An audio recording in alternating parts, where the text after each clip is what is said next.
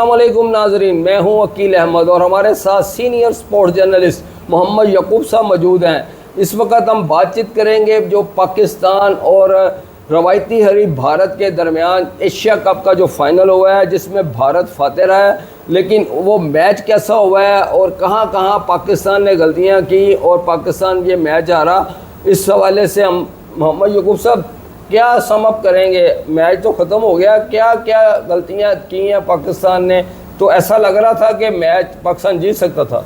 जी, ये बिल्कुल पाकिस्तान के जैसे पाकिस्तान 2 मैच हारे थे, बड़े आसानी से मैच हारे हुए थे और बड़ी मुश्किल से श्रीलंका और बांग्लादेश स्ट्रगल करके इन्होंने मैच जीते थे। तो उसके बाद लग रहा था कि इंडिया फिर तीसरा मैच भी बड़े आराम से जीत जाएगा, लेकिन पाकिस्तान टीम ने एक अच्छी प्लानिंग के साथ खेले और देखे टॉस भी इंडिया ने जीता था और इंडिया ने वो बॉलिंग करने का फैसला कर लिया। और अब उस वक्त लग रहा था जब आपने ओपनिंग स्टैंड आपका बहुत अच्छा मिला साहबजादा फरहान का और फ़खर ज़मान का, तो ऐसा लगा कि इंडिया का जो डिसीजन है वो गलत हुआ है, उन्होंने सही पिच को रीड नहीं किया। लेकिन हम फिर वहीं फंसे आगे मिडल ऑर्डर में। हमारे मिडल ऑर्डर में पिछले हर मैच में उन्होंने इस तरह कोलैप्स किया है और ये असल आपका एरिया यहीं पर था। अगर जैसे वो उनको 87 का स्टार्ट मिल गया था और अच्छा स्टार्ट मिला हुआ था, ये स्कोर अब 180 के करीब होना चाहिए था, लेकिन मिडिल क्लास ने अपनी शॉट्स रॉन्ग शॉट सिलेक्शन से और फिर अगर हिटिंग भी कर रहे हैं तो वो पूरी हिटिंग नहीं कर रहे, तो उससे फिर ये जो एडवांटेज अर्ली लिया उसको स्पॉइल कर दिया।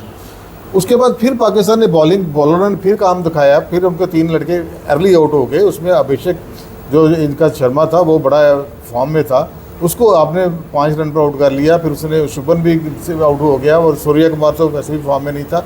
तो 3 पर जब 20 पे आउट हो गए थे तो इंडिया मैच फिर लूज़ करता नज़र आ रहा था। लेकिन फिर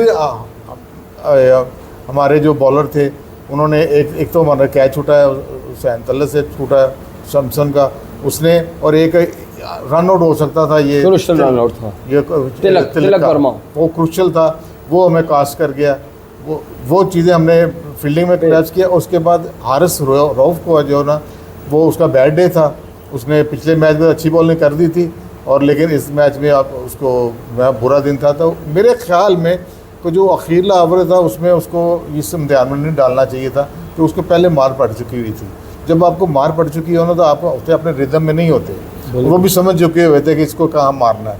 तो मेरा एक तो उसने पहले मार पड़ी हुई थी पिछले ओवरों में, फिर ऊपर से उसको डेथ ओवर दे दिया और डेथ ओवर पर उसका डबल प्रेशर हो गया और वो सेट भी था वहाँ पर तिलक, तो मेरे ख्याल वो प्रेशर को सस्टेन नहीं कर सका, लूज़ बॉलिंग की उन्होंने स्कोर कर लिया। तो वहाँ पर अगर थोड़ा सी प्लानिंग की जाती, स्पिनर को कैसे हुसैन तल्ले को लगा दिया जाता चले, क्योंकि वो उन्होंने रीड नहीं किया हुआ था। तो शायद वो होता है आपको अब जैसे क्रिकेट समझते हैं तो उसमें ये होता है कि नया बॉलर आए ना तो प्लेयर समझ नहीं सकता, तो शायद वहाँ पर एक होता है ट्रिक ही होता है, जैसे आप कहते हैं कि ट्रिक काम ऐसे ही कामयाब होते हैं। बिल्कुल बिल्कुल। तो वो वहाँ पर गलती हुई है और वैसे मैच अच्छा हुआ है, वो चीज़ नहीं कि वन साइडेड इंडिया ले गया है।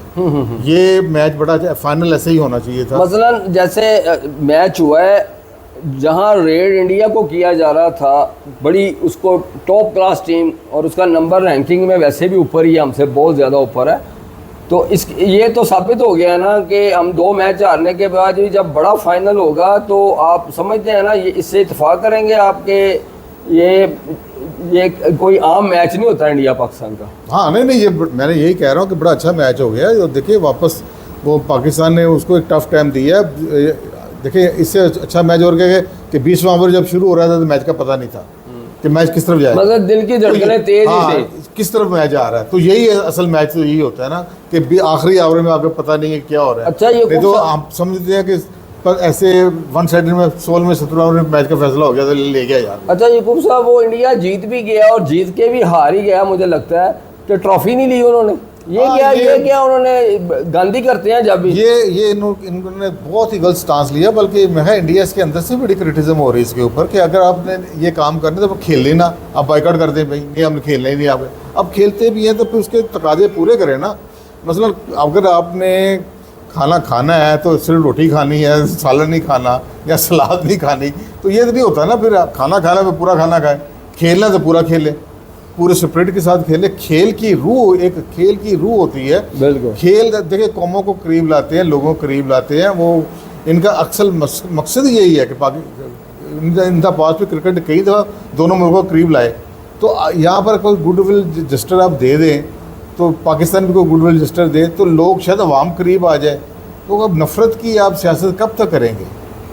जी बहुत शुक्रिया मोहम्मद यकूब साहब। ये जो इंडियंस है ना, जो भारतीय मोदी सरकार है ख़ास तौर पर, वो लग रहा है कि कोई मौका हाथ से नहीं जाने दे रहे। वो खेल से खिलवाड़ करने का सिलसिला उनका जारी है, क्योंकि उनको मार बड़ी पड़ी हुई है मई में ना, वो भूल नहीं रहे हैं।